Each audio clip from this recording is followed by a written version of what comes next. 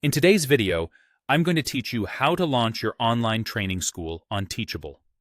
By the end, you'll have a clear path from opening your school to publishing your first course so students can enroll right away.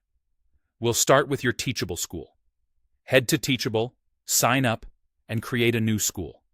Give it a name that clearly reflects your niche or audience. You can always tweak it later. During setup, confirm your time zone and currency so your course schedule and pricing display accurately for learners. Teachable gives you a default subdomain to get started, which is perfect for building and testing. Don't worry about perfection here. Your goal is to get a working school in place so you can focus on your content. Next, create your course or product. From your dashboard, go to Products and choose New Course. Add a clear course title and a short subtitle that highlights the outcome learners can expect. Teachable organizes content into sections and lessons, so outline your modules, then add lessons with videos, PDFs, audio files, or text. Keep lessons focused and concise, and use descriptions to tell students what they'll learn.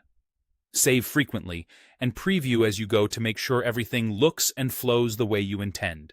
If you already have materials, upload them now. If not, create a few strong foundational lessons to get started. Now, customize your website so it looks on brand. Go to Site, then Theme, to upload your logo and set your colors and fonts. Use high contrast colors for readability and preview changes before publishing them. If you have your own domain, head to Site, then Domains, to connect it. You can stay on the default Teachable subdomain while you prepare, then switch to your custom domain when you're ready for a polished launch.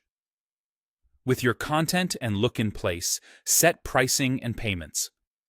Open your course's pricing tab to choose free, one-time payment, payment plan, or subscription, and add your price.